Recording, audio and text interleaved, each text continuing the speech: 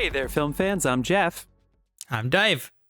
And I'm John, and welcome back to The Love of Cinema, a pod in which we challenge one another to discuss movies, both new and old, with a strictly positive, critical eye. That's right. And to avoid lazy negativity, we've decided to make this episode a drinking game. Oh, dear. Drink! So anytime we say anything negative at all about this film, about each other, about how Dave is a human carp windsock, you're going to hear this sound. That sound means we're taking a drink, and we hope you drink along with us. So pour yourselves a glass as we tackle a classic that draws from a classic. Hey. Cheers. Trivia! Cheers. Pretty tame there. Pretty tame there, Dave. Cheers. Little whiskey shot. Well, Raise Kurosawa the pipes. notoriously doesn't put a lot of dick joke references in his movies. So You're right. There is not a ton of dick joke references in his movies, Dave. Way to keep us nice and classy at the top of our episode. All right, guys, that's right. The random year generator spun 1952, so we're talking about Ikiru because we have talked about a couple other movies from this year. Can you guys name the two movies that I know that we talked about that came out in the year 1952? why do I never look this up? High John Noon mentioned and one last Singing week in at the the end of the Rain. episode. What? Yes, fuck, yes, you bastard. Yes, that is right. High Noon and Singing in the Rain. We talked about Singing in the Rain with Amy Jo Jackson. Yeah. when we The did our In first the Heights person to episode, ever drink Dave. whiskey on this show. Yes, she Yeah. like fully took the She drinks didn't have every single beer. time, All too. she had was whiskey. Yeah. Yes. So yeah, we love talking then about movies. I tried to do it and I got shit faced the week after. Yeah, not that we probably didn't end up buzzing her too often, guys, but yeah. Well, we were talking about movies we liked, but we tried our best. So we like to keep each other surprised here too. So I know John and I saw Disclosure Day. Dave, I know you just came back from Boston. Did you see Disclosure Day? I haven't yet. I think I'm seeing it Wednesday. Good. Awesome. I did It's gonna see keep the He-Man. reins on me. You saw You He-Man? saw Okay. Masters of the Universe. Yes.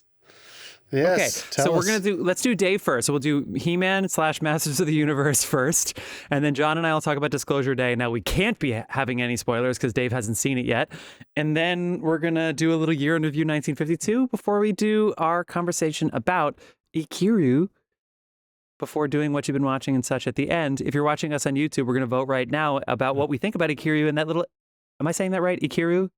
That's how To live? I think so. Yeah.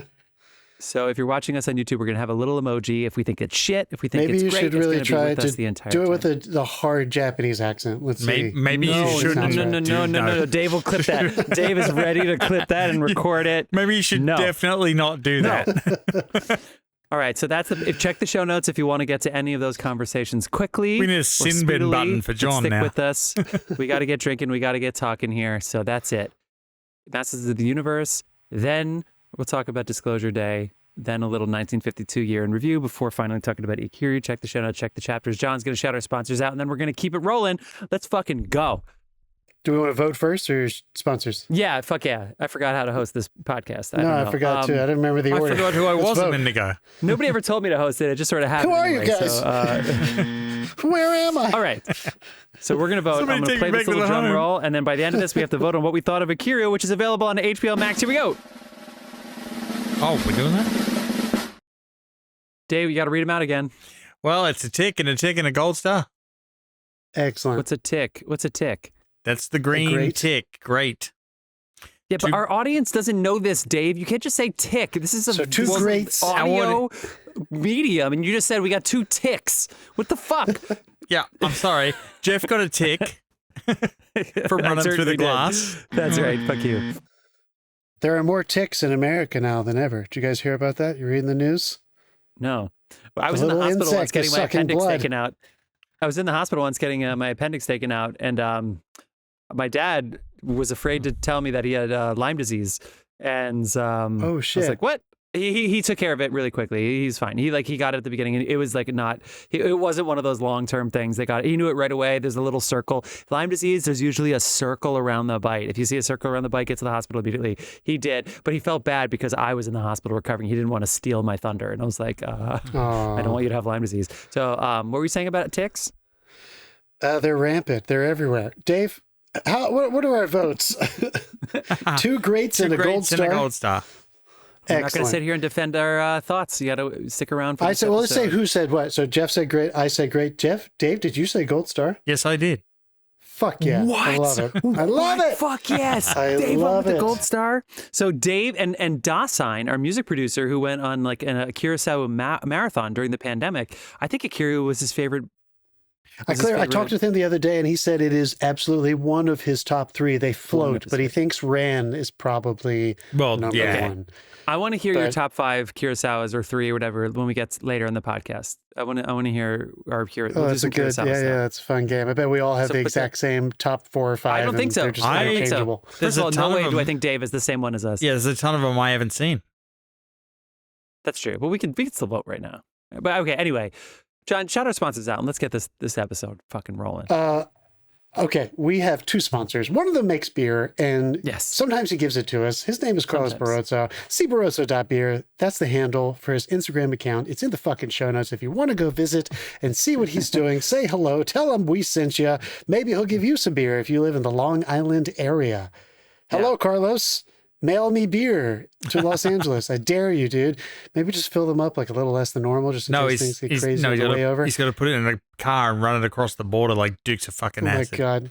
I'll meet you halfway, I dude. regret so much not planning when you came and visit. I that is so on me. I'm just gonna fucking buzz myself. That was just, like, fuck terrible. you.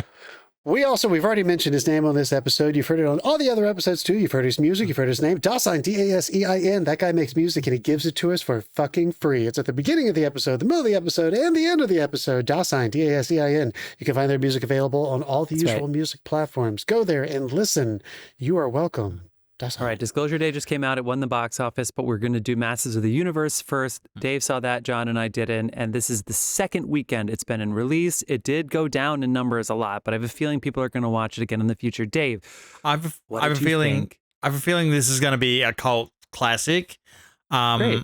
It tonally, it's all over the shop.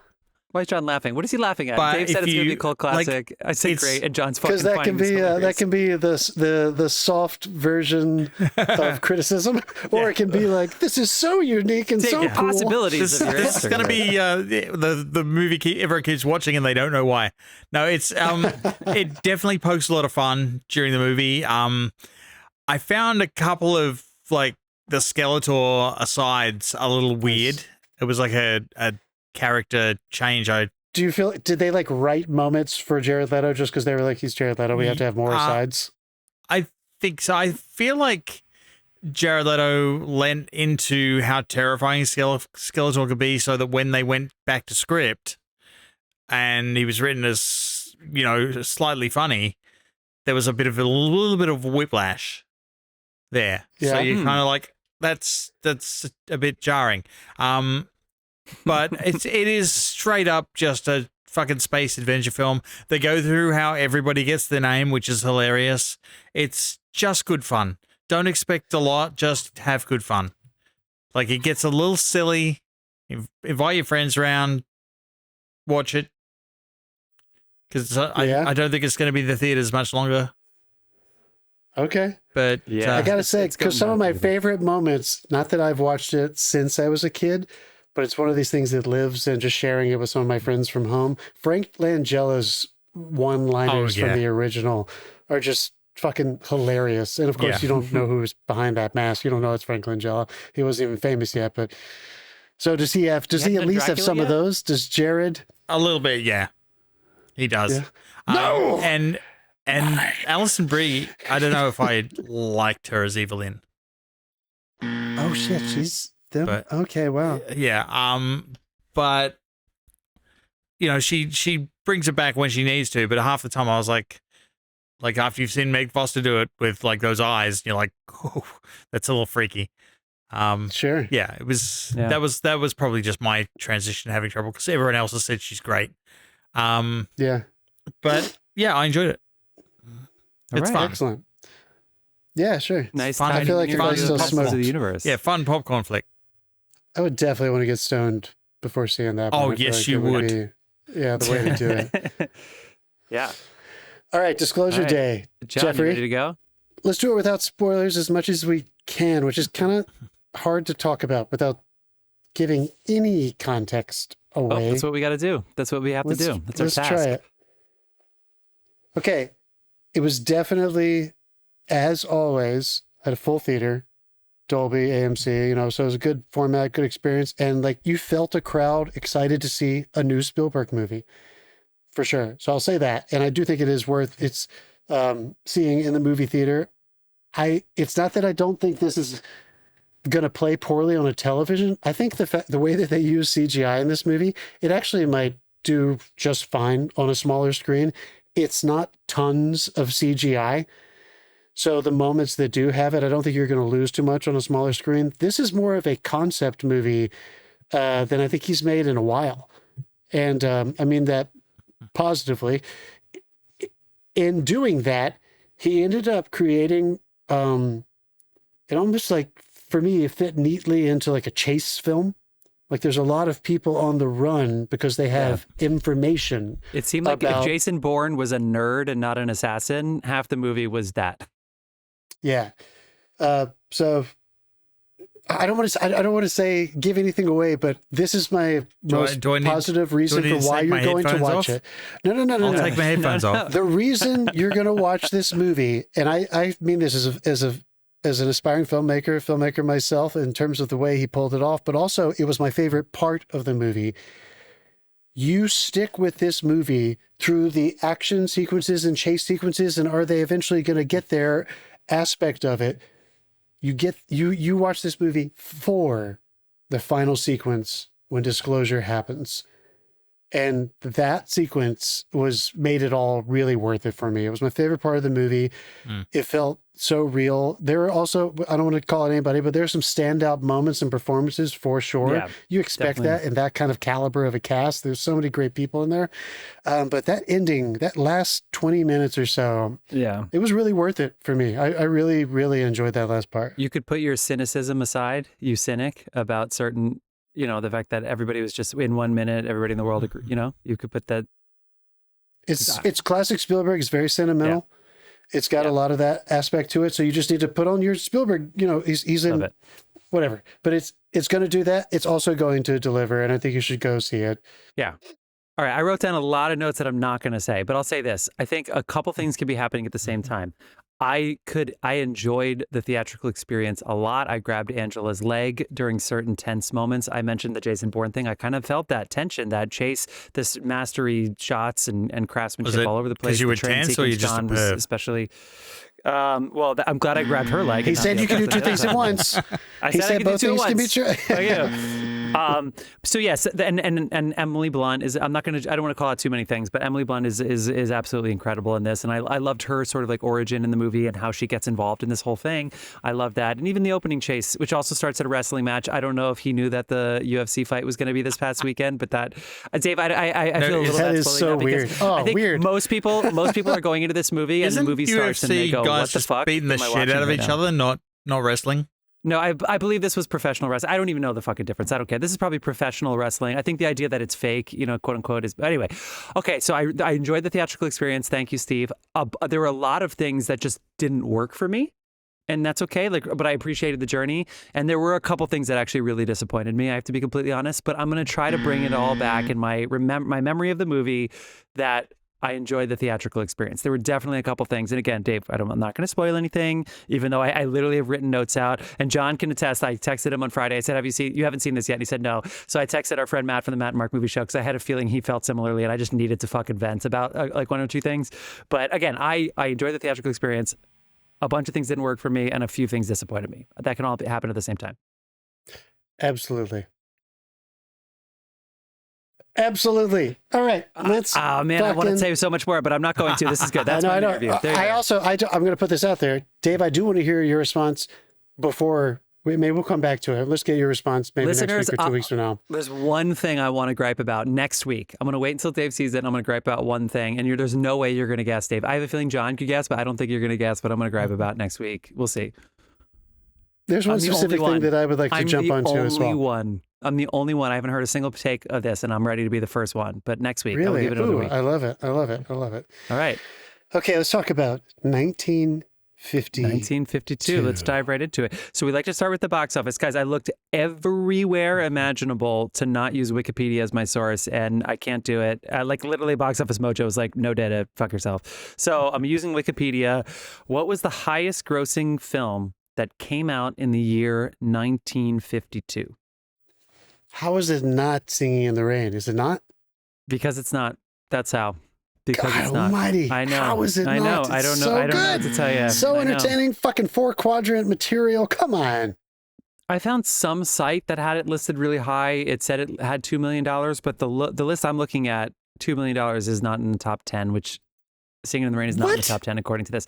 Again, I don't know. I don't know how they did their receipts here. I don't know how. This is all domestic. Obviously, again, Dave probably didn't get this movie until 1983.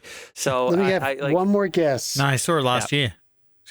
Is it we were just talking about Spielberg, so I think it's interesting that we're mentioning this because I think this is in his origin story. Is it The Greatest Show on Earth? Oh! Yeah. That is the movie in Fabelmans, right? That he's like, I came home and I made my little train movie and it scared me. I was scared they were going to get... Was that The Greatest Show or am I conflating that? It might have been. It might have been because I think that made a memory for me because Scorsese always talked about DeMille pictures. It's a Cecil B. DeMille picture.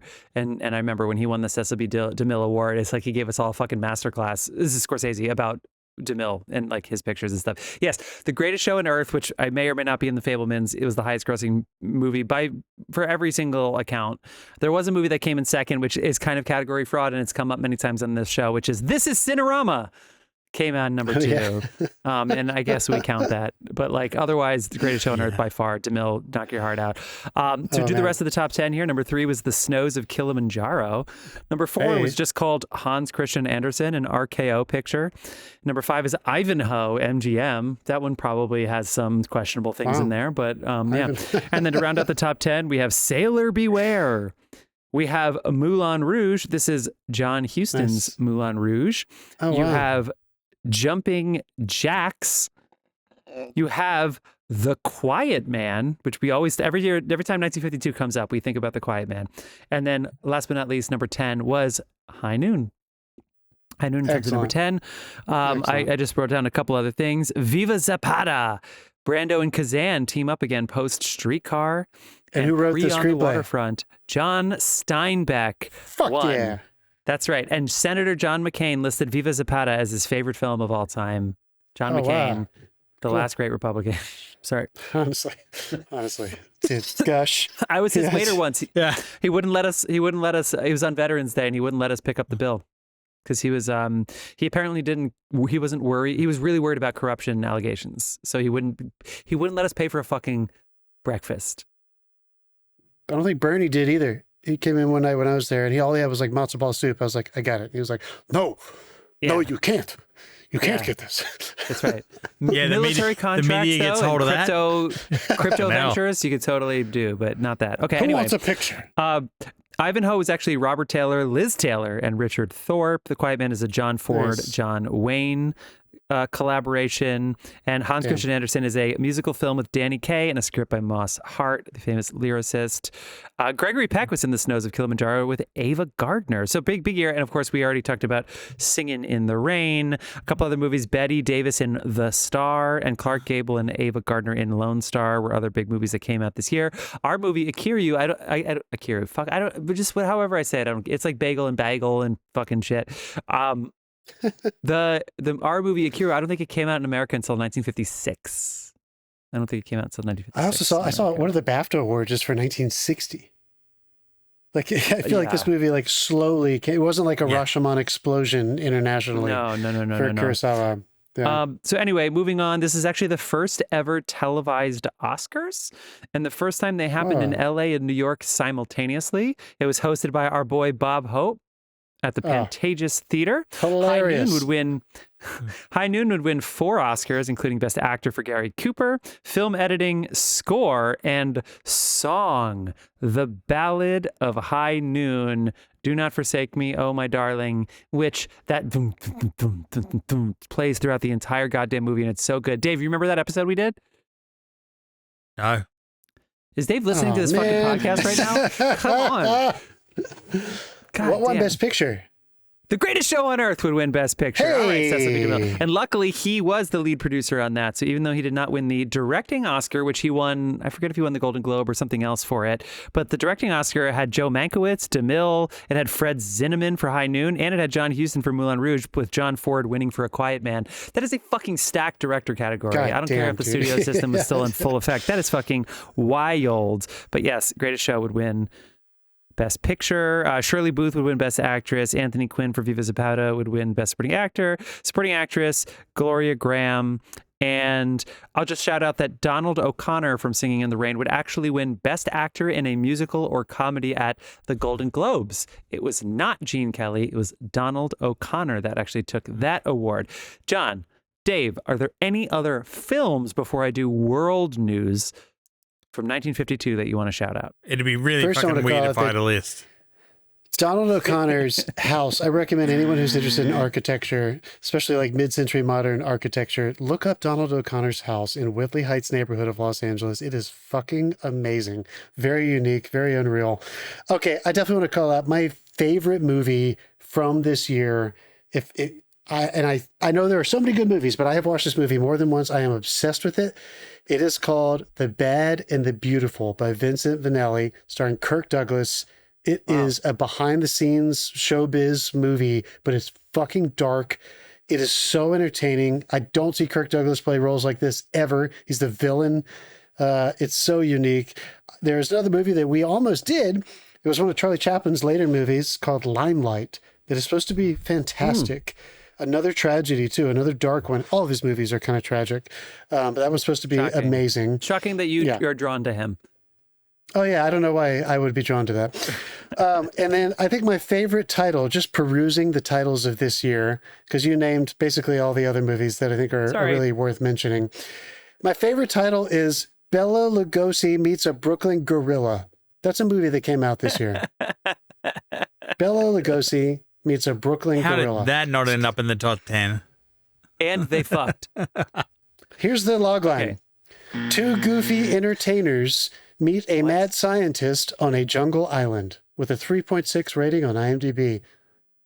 Ladies and gentlemen, I give you Bela Lugosi Meets a Brooklyn Gorilla. All right, let's move on. And that's going to be a cult classic at some point. Like, I see what you're saying. I see what you're saying about Masters of the Universe. Someday. All right, really quickly, here we go.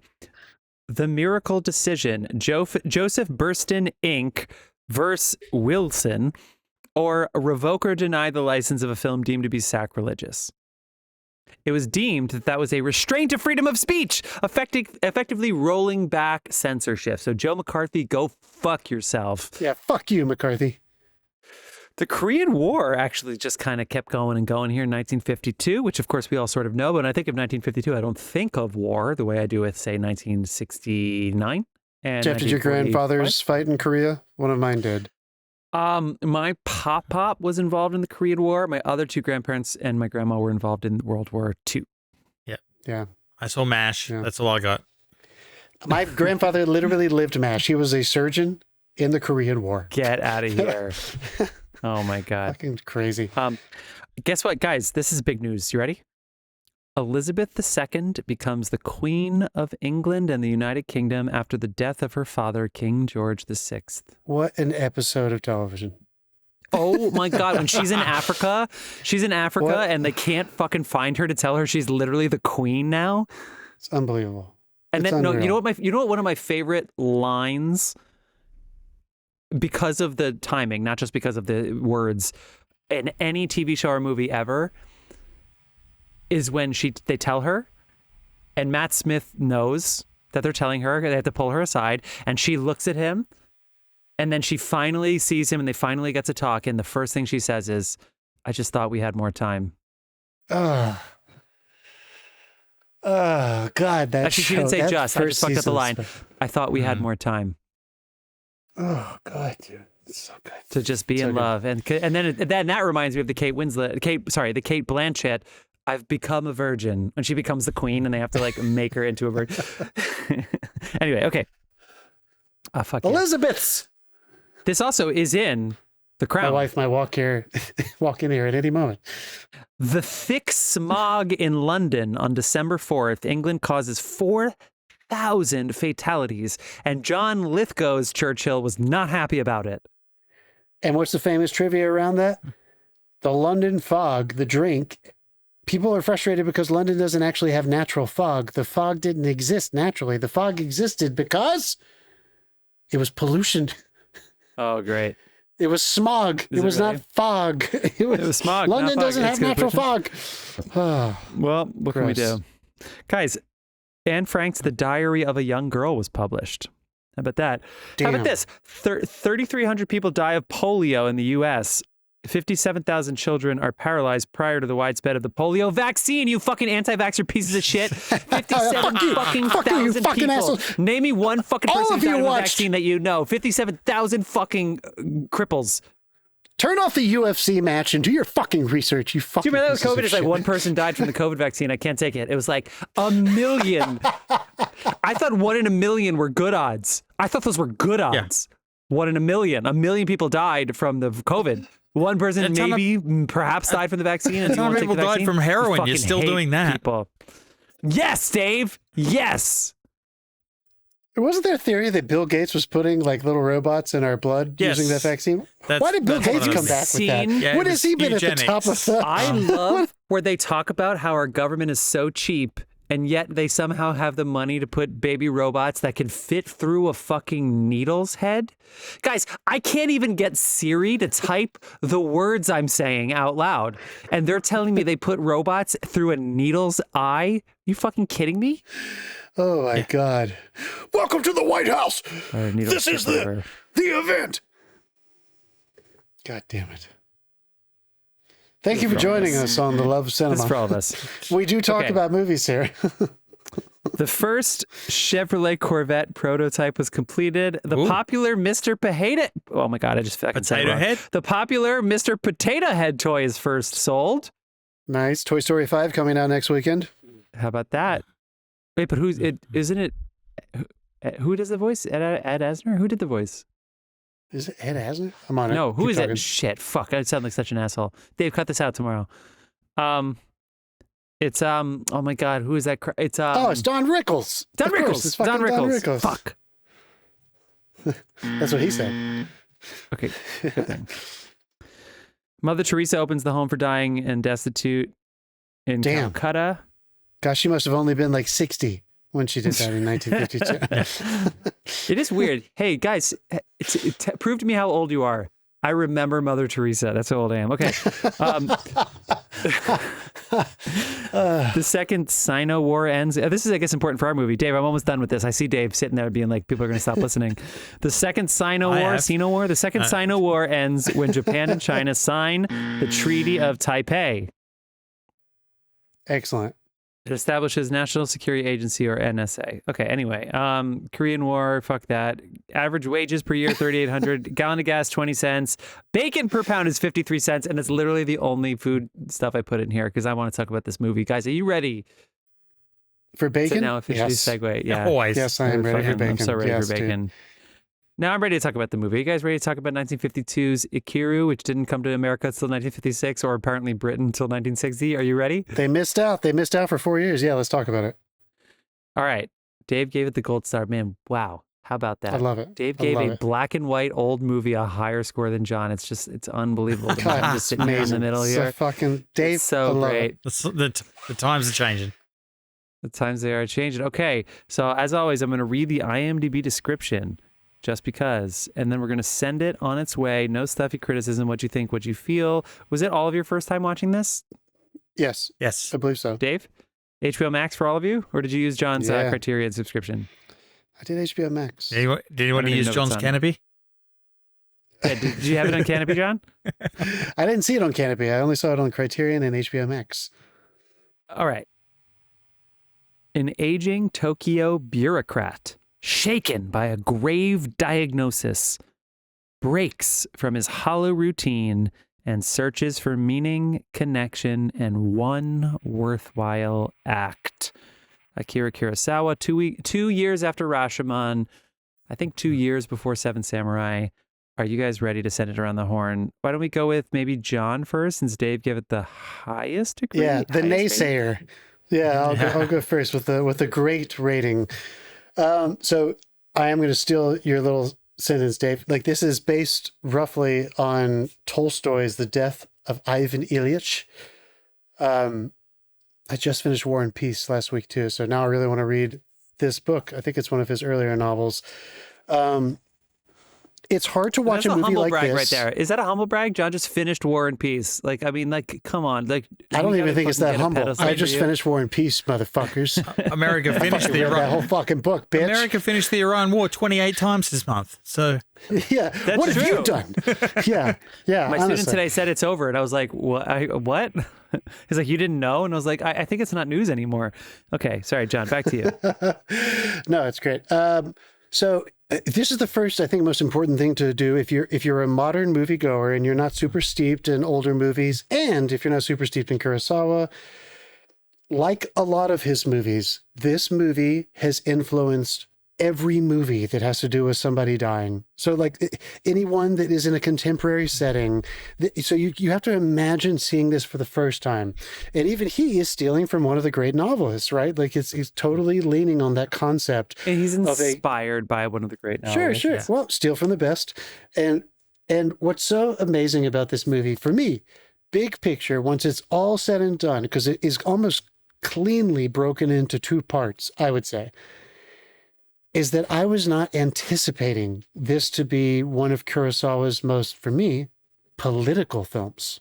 Yeah. I think he's making a very strong statement, and it's not only cynical, but it is suspect of the new democracy that had been put into place in Japan after the end of World War II, that had already taken place in different countries in the West, for sure.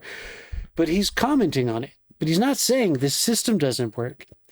It almost to me felt like he was saying that there's a bit of an illusion that the system that is supposed to represent individuals will actually hear and execute the wishes of individuals because of bureaucracy.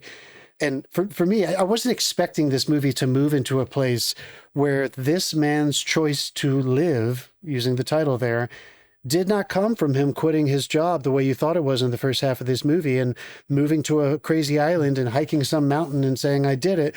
It's him trying to find meaning in helping other people on a very small scale within a gigantic bureaucratic system. And that for me was extremely moving. Like he nailed it because it worked on a tiny, small, personal, existential level that I did respond to, but the political fanatic in me was also like, I just was not expecting that whole second half to be presented the way it was. And I don't need to go into details yet, but the way he presented it with so many other characters commenting on what this man did with the end of his life within a political system that otherwise could just be basically a rubber stamp of, no, we're not doing that. That fucking really floored me. I was not expecting the last half of this movie to do that. And as though, we're in the hands of just an absolute master director in the prime of his career, flexing every muscle he has, every camera movement is captivating, every scene is captivating, every composition is moving. And I was already floored. And then the end of this movie, literally the last few shots, I almost had like tears running down my eyes. And it was so fucking pedestrian. It didn't end with a hurricane and samurais with rain falling on them the way some of his other stuff does. This is a small film. It's not even, it's so different than High and Low, one of his other big contemporary films, because it doesn't feel tense in this. There's no tension. It's a totally different kind of set feeling. In the year it came out. Or set It's around not a the samurai year. film. Exactly. I just was, I don't know. It really shook me. And I'll also say, and I'm not saying this as a criticism, I'm saying this as a get into the right mindset for watching this. I think he very intentionally made this movie feel like it moved at the pace of bureaucracy. It is slow. It is intentionally slow. It feels as though it is moving very personally through this man's life. And then once the second half kicks in, and again, we'll talk about the way that that's presented, even the way that is paced feels like you're listening to bureaucrats talk about bureaucracy and a man trying to shake up bureaucracy at a bureaucratic pace. But something about that made me feel like I was feeling tense because I wanted it to move quicker. And then by the time he got to that motherfucker on the swing, I don't know. I was so emotional at the end of this movie. Dave, do you think this movie's about how he hated having to get filming permits? I want to talk about how this is like commenting on every giant Is this system. why he does samurai films? He was like, I'll just fucking film it in the woods. Like I don't have to deal with sanitation or public works or the parks I just give me some trees and let's fucking make a movie. There are a lot of people in this world whose job is to say no to people who want to do something. This is the last message I'll say. This made me realize Kurosawa is saying, you want to actually take advantage of your life? It doesn't necessarily matter what job you're doing. Be a fucking advocate. Do not be the person who says no. Advocate for something. Stand up for something. Push against something. Dave, what'd you think? The best quote I found in looking up this stuff was a person's legacy is ultimately at the mercy of the people who survived them. Oh, damn. Yeah, so like he created a park and did all this,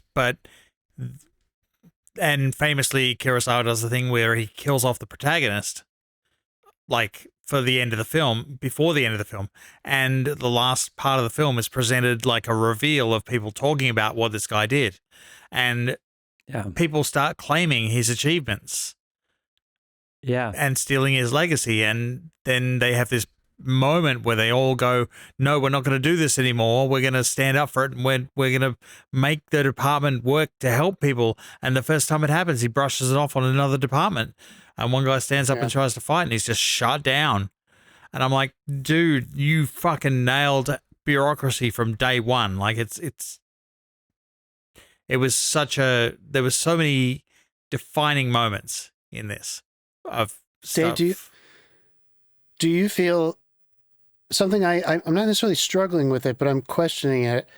The cynic in me sees a lot of the cynicism that Kurosawa is putting in this movie. But do you think it is supposed to be that cynical, or do you think there's more optimism there? Is he saying there's a way to be not stuck in that bureaucratic system within a giant democracy? Or do you think he's saying this is an illusion and we have to be very, very, very careful not to lose our advocacy and our individualism within the system? I think this is definitely cynical. It's like one man fought a little battle. He didn't exactly win. A lot of people took credit for his accomplishments. He helped another guy get reelected inadvertently and that sort of thing. And the guys who were going to change their ways just got stomped. Like, so the system rolls on. It'll just roll right the fuck over the top of you. That moment when the way he exercises the sequence of that second half, how they very slowly start to promote his legacy and say, you know what, maybe you're right. Maybe he did do something, because they were all naysaying it initially. When they finally get to the pinnacle of saying, no, you're right, he did do something, it's great. And then that man says, just say it. The mayor is the one to blame. And they're like, oh, I wouldn't go that far. Yeah, that's too far. I wouldn't go that far. Yeah. They're like, oh, that's too far. Everybody calm down. Yeah. We work within a system. I did find as well, I did like in cinematography, we got that deep focus again. Beautiful. So they got that beautiful contrast of different things happening in the foreground and background. And to see that come with the foreground, but to see that come with like a movie from a different country, like that same technique, I was like, this is good. Oh yeah, to have so the first time you see him and he's like stamping papers or whatever at his desk, and there are two very prominent things in the foreground that are out of focus that you would hardly even notice. Then you have him in the middle in focus, and then you have just a wall of paper. Yeah. Just fucking paper everywhere, so that when some guy says, leave that paper and I'll study it later, and it's like, just like you studied all the other fucking paper all over the place, but you're going to really get to that paper that's at the bottom of that stack forth to the right tomorrow. If you look closely at that pile, you can see Jeff saves the dates. Yeah, that's good. That's good. The invitations are out. Did you get yours? Yeah. Okay, I I did. haven't gotten ours yet. Although I didn't check the mail What? today. Maybe it's there today. I haven't checked the mail. Ooh. today. Awkward. No. Someone's not invited. Awkward. It's all right. Whoops. After all that, thanks for. Okay. Anyway. Okay. Moving on. Jeff, I what'd you love think? that. I could tell two things very early on in this movie. I could tell, obviously, that brilliant craftsmanship, and I was like, well, what's going to be different? Because obviously, I literally just watched two Kurosawas 2 weeks ago, and those were both samurai films. I could tell that it was not going to be one of my favorite Kurosawas, and I could tell that it's also brilliant and moving. And I loved having Takashi Shimura, who is in many of his films. Of course, he's in fucking Rashomon and Samurai and Stray Dog and a million of them. But I was just going to really love seeing his face and not have Mifune. It's just good to do a Kurosawa where Mifune's not there, even though I love Mifune. But it's just good to like have it just because it's like you don't. I'm not just going to sit there and think about Kurosawa the whole time, and I can't help but do that with Mifune. So I was really happy to have that in here.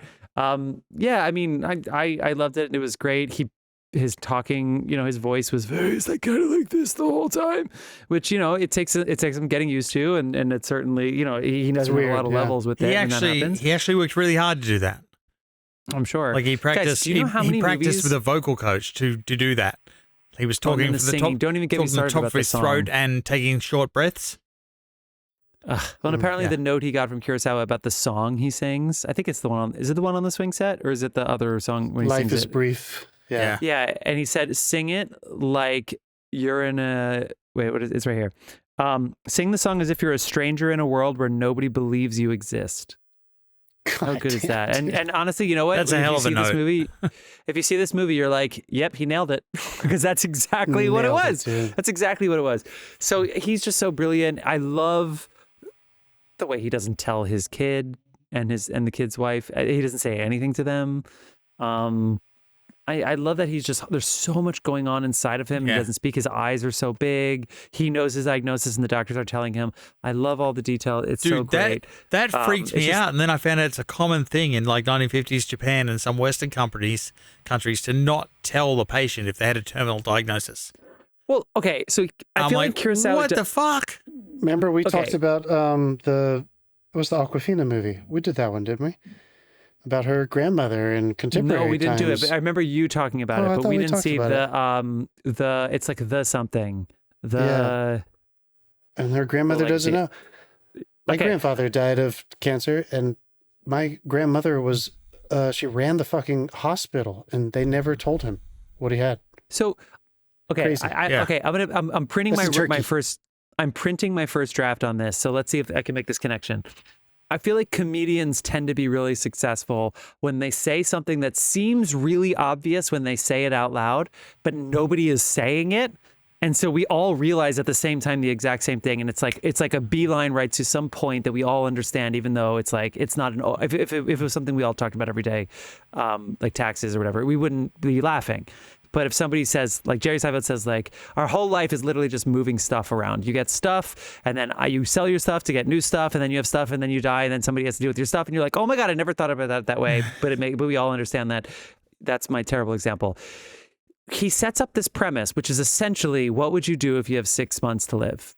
That's the premise of this. And you've been specifically that you've been working a menial job for the past 30 years, never missing a day, like Bruce Willis in Unbreakable. What would you do if you realize, has your life been a waste? And he's working in government. So you would think that his wife wouldn't be a waste because he's literally 30 years in 1952. Do the math. He went through the World War and he's working for the government the whole fucking time. And at the same time, he throws these little curveballs at you like the doctor doesn't tell him because the doctor says, I can't tell him. What would you do if you found out you only had 6 months to live? And I was like, that's literally the premise of the movie. And what you're doing is you are trying to deny the character literally the premise that the director is trying to give the audience and throwing that like question at us. And it's such a simple little device. And he does these throughout the entire movie. It's so easy for him to just say that's not his girlfriend. And he just doesn't do that. It's so easy for him to tell the kid he has the diagnosis, but he doesn't. Like there's so many little things that he could just do that it seems so obvious, but he doesn't. And yet I can't imagine he didn't tell his son that he knows he has cancer. And yet because he didn't tell him, I was like, it makes total sense why he didn't tell him. I was like there's little curveballs. Watching this thinking, and at first I was thinking, why is this considered a masterpiece? And then I got to the drink yourself to death scene. Oh yeah. Oh God, I was And just about to bring that scene I up. have too. 50,000 Fuck yen me, the and- lighting and shot choice in that I is know. amazing. Those two, Oh my their God. close-ups when they're looking at the dog, when it cuts across Yeah. the line below them Yeah. when they're looking. That scene is The overhead, so this is the overhead of the that scene's concert, the overhead of the club. That to me Oh, was dude, that was my favorite. I know that scene is a perfect example of what I talked about at the beginning of my "What'd you think?" where I said every movie has pulled from this before. This a Tolstoy story, then a master filmmaker makes it, and anyone who talks about "you're gonna die" kind of movies, it's hard not to repeat what he's done. In a Hollywood version of that of this film, and I have not seen Living, starring Bill Nighy, the British remake of this film, a reimagining of this film that came out like 3 or 4 years ago. This was supposed to be really good. But God. I can imagine a Hollywood version of the scene that Dave brought up where we find him drinking for the first time and he realizes, he's like, I want to do something with my life. And this What do guy, they say it's a death sentence if you're drinking with either stomach cancer or in that medicine, right? yeah, he's like, yeah, exactly. And the guy's like drinking with stomach cancer, Random stranger. suicide. But the way Kurosawa took their time so that this, this what a guy who scene, that identifies two-shot. as like Oh my God. a B fiction writer who's just at a bar drinking, this slow reveal of character, because he's not even the main point of the scene initially. Our protagonist is not. We meet the other guy first, and then the other guy realizes that our protagonist is in the bar. And he has this great line where he basically says something, I'm paraphrasing, something like, most people would get that diagnosis and choose or prepare to die. You're choosing to live for the first time in your life. He's like, come with me. Tonight's on me. Whatever you want to do. I just want to be a part of it. And I can't help but, I also felt a little meta there because I felt the artist and the fiction writer, Kurosawa, wanting to observe this subject, wanting to see what's going to happen? What's the entropy when we start talking about this, trying to push against it with different kinds of life, trying to see what happens when he puts himself in situations he's never been in before? And for me, this whole sequence builds to about 45, 50 minutes later, this very weird scene that I also really liked between him and the young woman who worked for him, who's quit. And I love this scene so much because she is totally creeped out and freaked out by how infatuated he is with her. But it's not sexual. It's about, he says it like, I am trying to To be understand. sexual at that point. Yeah, But I like that Kurosawa allowed us to think that was fucking weird and creepy, that he was so into her. Oh yeah. And I'm glad he gave us her perspective. She was uncomfortable and like, get away from me. Why are you so into me? Stop taking me out and buying me dinner. And he just says to her, I want to know how you have a zest for life. Like, teach me, give me the secret. Why are you Basically, so how alive? did she make the realization in a year that he couldn't make in 30 years? Exactly. And her answer was, I make toys. Right. No, I'm being reductive. But all right. So that was the other thing that I wanted to ask you guys. Do you feel, along with that question I was asking Dave about the cynicism, because we literally have a narrator who does not exist throughout the entire movie, who literally tells us at the beginning in a very cynical tone, He's going to die. this guy's life is pathetic. He's like, they're intentionally reductive. They're like, I don't even want to tell you about this guy's life because it's so boring. Because the real interesting thing of this guy is when he starts to die, he finally wakes up and starts to live. Did you guys feel, or were you surprised by the structure of this movie? That it starts with what I thought was going to be the whole movie. It was just, I thought I was going to watch this guy try to kind of make the most of the last 6 months of his life. Did you see the second half coming? No. That is a huge rule break to kill off your protagonist halfway through the movie. Is that what you're talking about, John? Like the funeral, like that, that happens with an hour left in the movie? Well, you know what's, again, this is another thing that's really interesting. I would say, okay, when the movie started, no, but they started doing time jumps. And they started doing like 3-second time jumps. So they pulled a Lost, and then all of a sudden, instead of the time jumps going forward, the time jumps started going backwards. Like those little 10-second time jumps. So now real time is in the future, and the time jumps are backwards. Whereas for the most of the movie, it was, no, never mind. They were all going backwards. Just fucking ignore everything I said. I just watched a different fucking TV show with time jumps. Whatever. No, you're good. Basically, at the end of that scene I was just discussing, he literally says to her, it's not too late. There's something I can do. It's just a matter of willpower. Because he's like, I don't have time to start a business making toys. I can't change my entire life. And that's for me. I didn't struggle through the first half of this, but there was a little bit of me that was like, where's this going?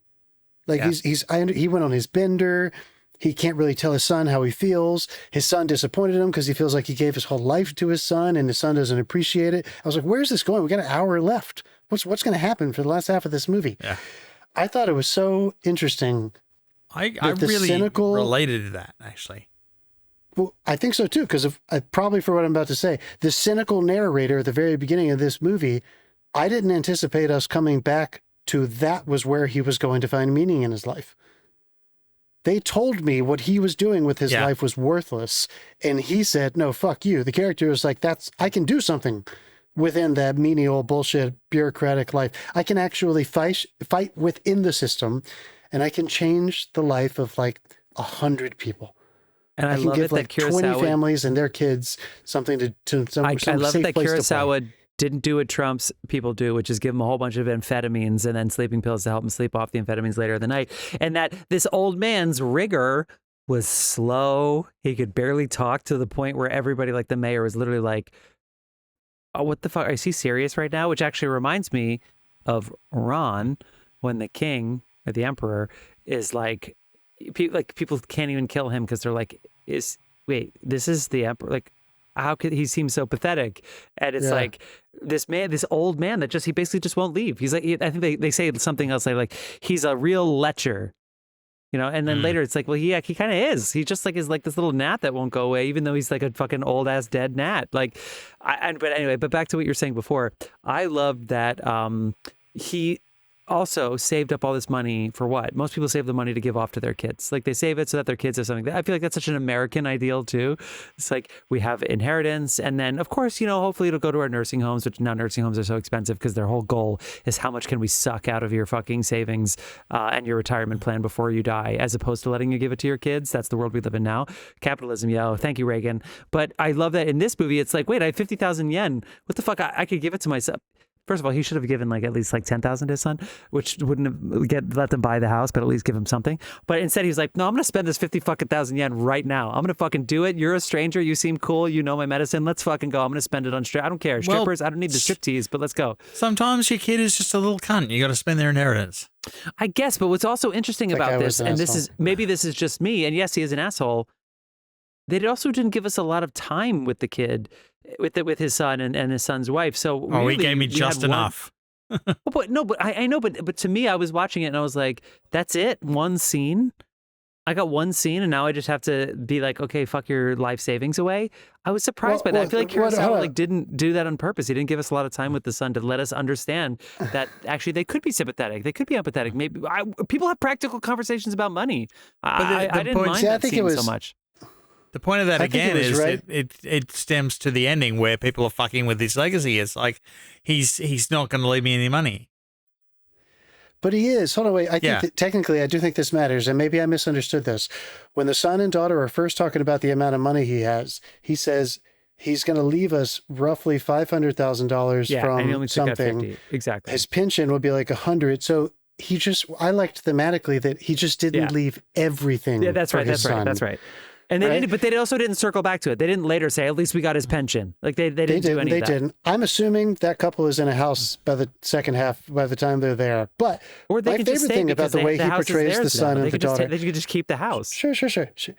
My favorite thing about the son and daughter-in-law is that in the second half of the movie, or the last third, whatever you want to call it, when they're doing the wake sequence, where the entire story is now told through a legacy, every people remembering him, referring to him, telling stories about him, and then flashing back. The son and the daughter and the uncle and the aunt are just sitting there watching the world. Yeah. Yes, it's amazing. So their influence, I feel like that influence is something that what you were talking about, Dave, like, I thought they showed me just enough of the kid so that I didn't think he was an asshole. I just thought he was a normal kid. Most people give too much of themselves to their children, and they end up kind of sacrificing a little bit of themselves. And I don't necessarily think kids are better for it. Again, it falls just into when he's parents sitting are there, vessels for money. when he's sitting there reading the paper and he just blurts out headlines, and the guy's like, "Oh, that's nice. But there's no conversation above that." Oh, and how yeah. about the staging? You know, That he's was the the- best stager of all time. That was as much as they knew him. I've been listening to a lot of Exactly, Steven Spielberg interviews this weekend, and I'm not going to say anything else about Disclosure Day because Dave hasn't fucking seen it yet. But the blocking, Spielberg is famous for his blocking, right? But he admits openly he steals from everybody. Wilder, Kubrick, they all have great blocking. The best blocker of all time is Kurosawa. You're telling me when his son is reading that newspaper and him and his dad are at the table and his son's wife is at a completely different spot, but in the room, and the son is holding that newspaper up so fucking high to block the eyesight. Like, it is so high. You could easily have it lower. I feel like, and then the way that they cut the coverage so that you can continue to see the daughter-in-law, fucking brilliant. Fucking brilliant. It makes you want the old man to snap, but he's too old and sick to snap. It's amazing. I had one of those moments where, like, I love when art... So I'm just remembering, I wanted to say this on this episode because I know we have a lot of people who think we're pretentious for picking movies like this, but you should Who are watch those the people? great Wait, you movies. know that? How do you know that? Who's talking to you? Nobody comments on YouTube. Elizabeth. come on. No, I'm kidding. You got to watch the great movies and read the great books because just like when you're learning anything else, you got to learn the most important lessons over and over and over again. And sometimes you do need to just go back in and remember, like, oh yeah, I knew that intellectually. I didn't know it emotionally until I saw that. One scene as an example, we're talking about his distance between his kids. Intellectually, that's not something that most people who have a brain and 2 eyes and 2 ears could easily fathom. You've witnessed it by the time you're fucking 8 years old. You've seen examples of it. And yet, the first night that he comes home and they won't let him up into their room, he's sitting in their room and they're mad at him for sitting in. It's his fucking room, but it's his house, goddammit. But they like kick him out. He goes downstairs. He tries to go back upstairs. I would be mad though. Sure. They turn the light off. He goes back down. And then he goes into his room, he hangs up his clothes, and he panics, and he hides under the covers. I had one of those moments where I was like, oh yeah, his wife died a long time ago. Yeah. His son is not close to him. This man has been completely alone for most of his life. Right. He just Like most of his sit at the end of the table and stamps things. He has no one to confide in, no one to share his emotional life with. Like, that is so sad. And that was apparent from the scene where she's telling him the nicknames she has for all his coworkers. The Mummy. Yeah. And like that was like... Yeah, you knew he wasn't going to you knew it was not going to be a great one. But The Mummy actually was a surprise. I didn't expect that, but it makes total sense. But my favorite line comes, I think it might be in that same conversation. It was either that or the follow-up, where the next time we see her and him, I mean, it's like the same sequence. They might just have been the next set. My favorite line, and I love this too, and talk about people taking your fucking film homework.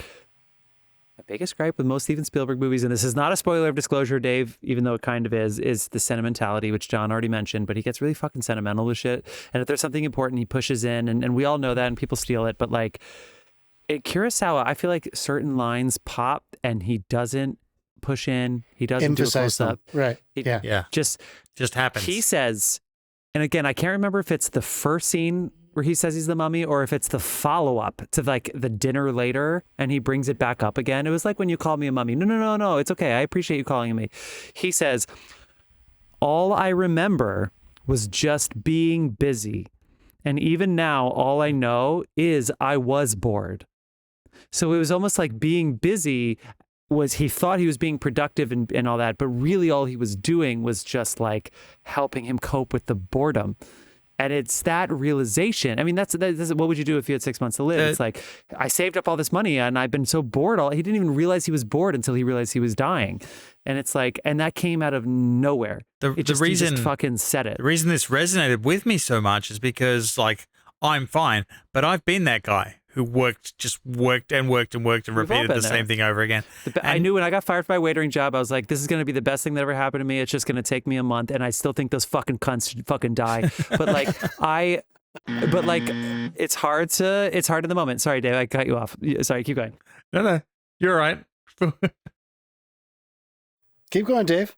No, it just resonated with me that, like, at some point we all do that where all we're doing is the work. We're just sitting there rubber stamping. And you're just staring and into it's space. weird though, because what's more boring? That's boring. But you know what else is boring? Not having a job and doing nothing. Not having a job and doing nothing is really tricky too. So it's like I wouldn't know. I'm awesome. It's fucking great. Oh, fucking Dave. Fucking yeah. Well, I thought it was interesting that Dave he chose quit his this job and character. has never been busier or wealthier. Yes. I'm kidding. Sorry. I thought it was really important that he chose a character that had a child, because he could have easily chosen someone single and finding themselves like, my whole life passed me by. I never loved anyone. I never had children. Like he could have done How many that, romantic movies do they fall in love like again after this? Yeah. Sure.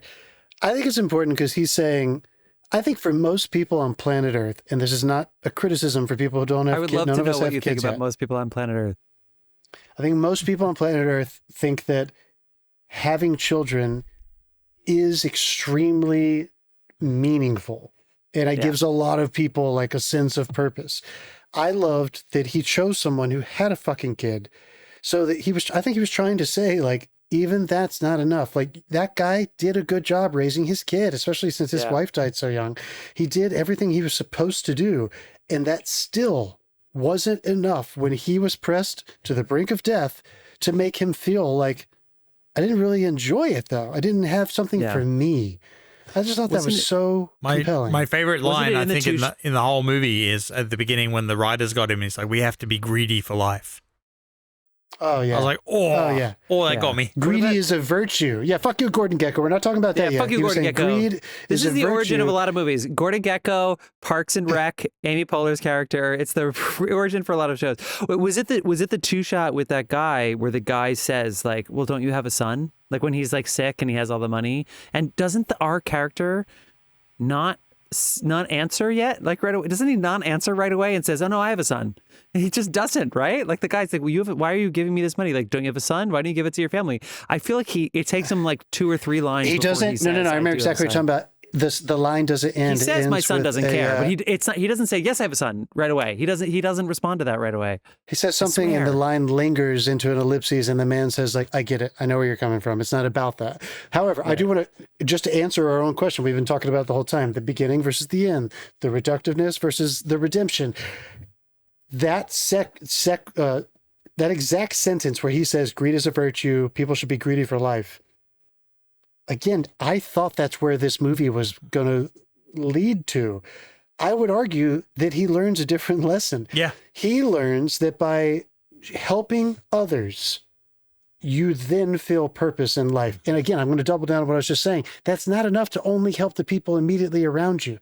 Maybe it is for some people, but he helped his kid. Right? Yeah. He did everything he needed to do for his immediate family member that really relied on him, but that wasn't enough. He needed to actually extend his ability, his accountability, responsibility, his potential to other people within his means of work. I just felt that was so, as much as I love that scene with the artist in the bar, I thought that was going to be the essence of the movie, and it ended up being kind of he walked away from that, herring, right? Yeah, because it was almost like, that character is almost written like he's gonna teach him all the vices and the basics. Like it's almost a devil character, and he walks away. He realizes that's empty too, and he walks away from it.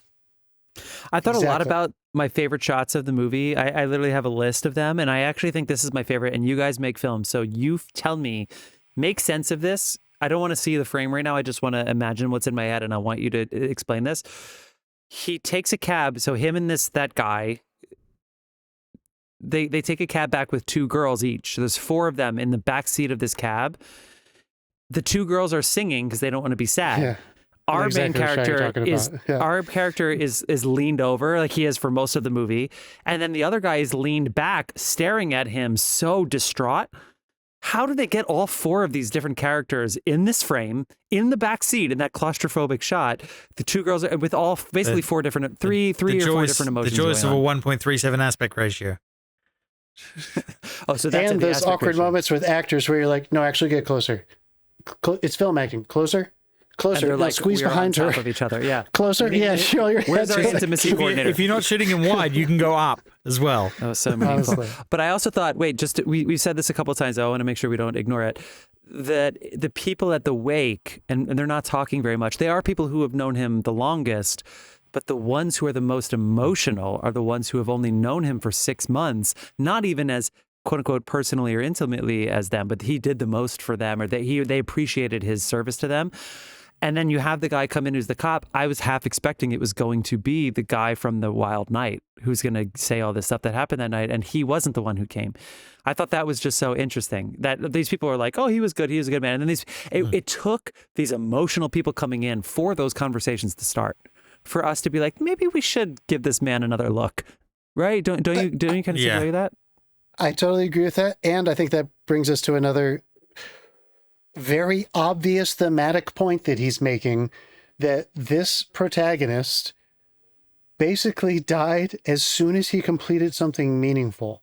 And I think there is something to learn from that too, that challenge yourself to find meaningful work in your life, and that is going to keep you going. But also cancer is one thing. You can't change that. But I mean, even that's a story that appears all the time, where people will work through a sickness, but they have something to live for. And that's where the cynicism creeps in as well, because he's accomplished this goal, but he's not around to speak for himself, and they've packed the room with unreliable narrators. But you know what? Even if he was around, he wouldn't have spoken for himself. This guy, that's the whole movie. This was not one of those like Mr. Smith Goes to Washington movies. He was so true to somebody dying of cancer, is having an emotional crisis, and basically living a panic attack for 6 months. He barely said shit. Even if he was there, he wouldn't have stood up for himself. One of the more contrived, maybe the most contrived scene in this movie, and I don't mean contrived in a storytelling, like a cinematic staging, the way we film it sense, because Kurosawa does that a lot, but it's almost theatrical the way he pulls off almost all of his moments in all of his movies. This moment felt like a storytelling on the page contrived moment, but it worked for me, and I wonder if it worked for you. When the gangsters who were trying to get a red light prostitution district going in that same area, when they were flashing back on them, and they were like, he stood up to those guys. Well, his version of standing up to them was they muscled him, pulled him up close to their faces, and basically said, fuck you, don't try anything. And he just smiles at them. Yeah. And I get, you can take whatever you want from that. He has nothing to lose. That is the creepiest fucking thing you can do to people that threaten you. Yeah, they kind of just walked away. And God, the way he shot the close-ups when the boss finally walks out of the whatever bureaucratic office he was in, the mayor's office or whatever. I think it was the deputy close-up mayor. on that guy. When that boss walks away down the hall and all the gangsters follow him, and then that boss turns around. I mean, how many times have we seen that shot in movie history? Oh my God. It just, what it did storytelling-wise, it looked beautiful, but that boss had to take one more look like, this guy? Yeah. This guy's in my way? There's something not right with this guy. I think that's who the deputy mayor was talking about. It was like, it's done, I promise. I think it was. Unbelievable. I think the pouring rain site visit it's classic Kurosawa, but in the city, basically. The weather is insane. He steps out. He's not under the umbrella anymore. He steps in mud. I think that's pretty high. And the whole shot was 10 seconds long when he goes to the site the first time. But I think the last thing I want to say here, though, is Dave, your diet is just use common sense. If it's easy to digest, it's good for you. That's their medical advice from this time period. No, I'm kidding. I did love the movie. I need to see it again before I give it a gold star, even though I'm only praising it and gushing it because I think it's fucking awesome. But actually, I will say one personal thing. When he's out for the night and he comes home and he's just shambling down the street, and she's like, the girl runs up to him and she's like, I need your stamp. I need your stamp. It reminded me of that night I was out of the bar all fucking night and I'm trying to come home and you guys are like, we got to film an Indiegogo intro. And I'm like just hungover as shit and still passed out. I'm like, fucking leave me alone. And you're like, been there. I love when he's like, this is out of format. And then it takes him a second to realize, oh, wait, who the fuck cares?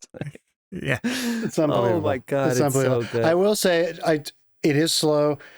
I would love to see this on the big screen, and I would recommend anyone who's serious about it. I tried in my building, and I couldn't get the fucking AirPlay to work for some reason. I tried to go on my the screen. samurai movies, I challenge you to look away from them. They're so kinetic. They move quickly. This is a slow movie. I would love to see it on the big screen because I think it would hit even harder if you felt like you were just there in the room with all these people. Yeah. Anyway, you know really what this reminded me remarkable. of? This reminded me of Ozu. There were a lot of Ozu shots. I know. I was doing some searching on that. I was like, did he? Because this felt like his Ozu movie. Yeah, like this is the Ozu movie. Ozu could have made this movie, right? Yeah, except instead of long hallways, it was the stairwell shots. It was the stairways when like their maid was down the bottom of the stairs. And unlike Ozu, who was exclusively static, he never moved his camera. Oh, the camera. Oh yeah, no handhelds. It's just the camera. This camera was alive, dude. Unlike what you were saying, it was really shaky. They crossed the street there were a couple spots where I was like, how the fuck did they move the camera there? Yeah. But there were a couple times where I was like, is this camera on a fucking donkey right now? It is like really moving around. That club scene you were talking about with the mirror and the piano player, just every inch. I don't know. There was like 150 setups in that club scene. It's unbelievable. The way what he can do with a camera is insane. Everybody is copying this guy. What does he do in the rain? I want to see a video of the video where there's like 20 people holding a tarp over the camera, but not affecting the light somehow, so that he could like have pouring rain. And how about the staging when he's dancing with that girl in the club that's so crowded? It's an overhead shot and no one can fucking move. Unreal, dude. Yeah. Kurosawa and Bergman. If you have to pick two, you'll be good. Just watch them. All right, we did it. We nailed it. Yep. Here are my other jokes that I didn't use. One is about how Dave is just farts. I heard farts. Yeah, I was like, wow, he said about farts. How Dave is just farts. One is about how Dave's body is just a juicy steak. That was in that all night sequence where they were like, their body is just a juicy steak. That was really interesting. Yeah, the striptease one. Yeah. Wow, that was sexy. The last one is just about how Dave always slurps his noodles to the bottom. Those are the other jokes that I had. How about the oily-skinned man? He's just an oily-skinned man. I thought that was funny. Yeah, that's it. Oh, also, they could really use some air conditioning in that city hall. Man, they could really use some air conditioning in there. Holy but luckily, shit. you got the Kurosawa elements inside. That's one thing it did, is it got it indoors. Oh, my other favorite shot is when he was walking after the all-nighter and he's so tired, and school was just about to start. And so you had children running and singing and the bikes flying past, but he was going at the same speed. Yep. I feel like that's another shot that's been stolen by a million movies over the years. And another one that I think is another essential moment that, everyone steals from this kind of thing now. He walks out of getting his diagnosis in total silence. And then he comes to the edge of the curb to step onto the street and boom, here comes trucks and cars and the sound kicks in. The world keeps going whether you're dying or not. Nothing stops Earth, right? And that I mean, anyone who has ever been through any kind of tragedy, terminal illness, the loss of someone, that absurdity that is in your mind of like, how is the world just going on normally?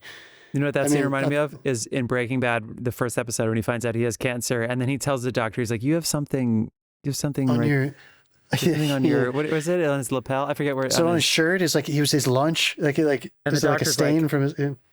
Are you understanding? Did you hear what I just said to you? yeah. Okay. Fantastic. He did it again. John, Fuck are you upgrading? Kurosawa. Are you upgrading? I'm going to keep it at great for this one. It's so hard. It's so hard. Okay. Really quick, Dave, I swear, really quick. Kurosawa top 5. Go ahead. John. Ran, as of right now, you can change it in the future. Ran, Seven Samurai, Ikiru, Throne of Blood, and what's the one that Fistful of Dollars is based on? Where he gets the two town tribes to go against each other that we did. Is it not Yojimbo or is that Yojimbo? Yeah, I think it's those for me. The sequel is Sanjuro. Dave. I think this one's sitting around number 3 for me. But I'm surprised John didn't do High and Low. Dave, do you have High and Low in there? I'm curious. Shit! No, High and Low's you're totally not there. right. This was for me. This was better than High and Low. Are you serious? Yeah. Wow, I love it, dude. High and Low is definitely. It might be my number 2. It might be Ran, High and Low, Seven Samurai, Yojimbo. I've got to watch Ran. I haven't seen that yet. Throne of Blood, Akira. That's great. I just rewatched it, Dave. It's great. But watch it on a big screen. Sorry. Okay. Anything? What is your 5? I don't have 5. Okay. Jeff, what are yours? Ran number 1, I think High and Low might be my number 2 too, and I love Rashomon. Yeah. Though. I've rewatched it a million times. And Oh, God, I forgot. It's so fucking brilliant that Rashomon's. Yeah, John, you skip Rashomon too. John, rethink your list. So Ran, High and Low, Rashomon are 1, 2, 3. I know Seven Samurai is brilliant. I love it. I just rewatched it, so I'll put that at number 4. And honestly, I really love Fortress. I just think Fortress is the most fun I have Hidden watching Fortress, a dude. Kurosawa. So I Dude, put Fortress at 5. Gosh, when you're that good. You're that good. Yeah. Kurosawa. Next night, take it next out, week, sir. we do. And I love Throne of Blood. That's Throne of Blood's in my 6 Guys, through 10. Here's some I need to trivia catch for up on our these movies. podcast. What filmmaker have we done the most movies of on this podcast? It would be shocking if it wasn't him. Roger Deakins. Because we've done Who like else would 4 it or be? 5 of his. What are you talking director? Yeah. Well, we've done a bunch of Tarantinos. We've done a bunch of Martys. I don't think it would be Steve. I'll go with. Polanski. We've done several Polanskis, haven't we? Yeah, I don't know if we've done the most Polanskis, but I think we've done 2, 3, maybe 3. We've done at least 3. If you count True Romance as a Tarantino, we might have that might be some good competition in there, but I don't know. All right, well, we'll Sweet keep it going. bastards. Kurosawa is up there, though. We've done at least 3 of his, right? Yojimbo, this, and High and Low. Yeah. Ikiru, High and Low, Yes, Yojimbo? I think that's right. Is that it? Okay. I think so. Okay. We're going to spin the wheel to see what year we're doing next week. John, what year do you think Dave's about to spin for us? Let's go. Let's go up. Let's go Yeah, to it's 1998. I know that's not how I said. I know that's not how odds work, but it can't be in the past anymore. We've been in the past for a long 1998. time. 2011. Okay, here we Awesome. go. No fucking way. No fucking way. And John was so close. You nailed it. John nailed it. It's 98. You got it. You just Are you fucking serious? nailed it. Oh my How do you see it? I don't see it. What are you talking about? Holy shit. It's on your fucking Stream Deck. Look at your fucking device. it's It's on gone your now. Stream Deck. I don't. It was 1998. You just fucking nailed it. Holy Is that twice I nailed it? Yeah. Fuck yeah, dude. I was off by a Fuck year yeah. once, but holy shit. All right. Well, we're not going to sit Come here and on. Google movies from 1998. We're just going to tell you we're doing Shakespeare in Love, and that's it. No, I'm kidding. We're doing Saving Private Ryan. No, I'm kidding. We're going to tell you at the end of this episode, we're going to do what you've been watching first. We're going to keep it tidy. Dave, we'd like to start with you. What you been watching? Dude, I'm still wading through Spider Noir. I switched over and tried to watch an episode in color, and I was like, this is cool. This is not good. And straight back to black and white. Fuck it. Excellent. Yeah. Oh, yeah, dude. Yeah, I'm back in for the you. black and white version. They actually covered the Spider Noir character's origin story, and I'm like, it's a lot fucking creepier than Peter Parker. I can tell you that. Oh wow. Yeah. Anything else? All right. You wanna shut up? No, like I said, I was driving to Boston to see the baby. Yeah. So Been busy. yeah. Okay, I did Questlove's Earth, Wind, and Fire documentary, which was so good. What's it called? So What's much. it called? I think it's just called Earth, Wind, and Fire, semicolon, something. I can't remember what the subtitle or the extra part of the title was, but Earth, Wind, and Fire is on HBO Max, and it is wonderful. I challenge you not to just, really enjoy that. And then immediately afterwards, I was like, I don't know if I'm done with music documentaries. I had a little time to kill on a weekend evening, so I went to the Bee Gees documentary, which was also really fun to watch. Oh my God, they've written so many famous songs, not just this fucking Staying Alive soundtrack, folks. Holy crap, they've written a bunch of them. How funny are his pictures with Barbara Streisand? Just he wrote some good songs for her, dude. Yeah. I completed, God damn it, it's so good, the John Adams miniseries. Holy fuck. It was so wonderful watching that miniseries. I love it so much. Second time I've watched it in my life. I talked about the French fourth time I've episode seen episode 2 yesterday. but I talked first about the French time, episode second time, yesterday. yeah, so good, so good. Jeff? I watch a lot of Knicks. Come on, we live in New York. so Hey. come Yeah. on, you got to give it up. Hey, to the come on. fucking Knicks, Give man. it up. Yeah. The city went. Oh my And God! the Hurricanes. 6 o'clock. 6 o'clock. Every single bar had a line out the door. It was like a fucking. It was while Brazil was playing in New Jersey at 6 too. So it was like fuck. It was a nightmare around town. They closed 7th I Avenue. was, It was crazy. never so glad to be in Boston because holy I fuck, mean, the city would have went sound- nuts. City really fun. happy? Yeah. Is the city happy? Happy. Oh yeah. Oh my God. You could hear it from there's all these videos from New Jersey where you're like, or literally across the river. It was amazing. So I watched a lot of Knicks for sure. Oh fuck! I watched a movie and I knew I was gonna forget what movie I watched. Let's see if I remember it in the next 10 seconds. We watched a movie. We watched a series. We watched all of The Witness, which is a 2026 Netflix show. And Harrison Ford's Witness is about him protecting a boy who witnessed a murder. And so they go to Amish country. In this, it's a British show where there is a 3-year-old boy who witnesses. It's based on a true story that happened in Wimbledon. Not the tennis court, but I mean in that area, the section of London, and a 3-year-old boy's mother was raped and murdered, basically in front of him or near him, and he's the witness. But he's a little bit too young to like actually be able to identify the killer, and it's based on a true story, and it's a really fun series, and they do time jumps too, so that explains my time jump thing from before. And the movie I watched is escaping me. But I watched one other thing and I can't fucking remember it. I bet you'll remember while we take our break to pick our new movie, and then you can say it when you come back. Oh, and Widow's Bay is one more episode. I can't wait. Okay. I started watching that now. It's fine. Yeah, we're all watching that. We're all watching Widow's Bay. Yeah, we're so close. Stay tuned, film fans. 10 seconds. Listen to some dial sign for 10 seconds, and we're going to tell you what movie from 1998 we're going to be doing.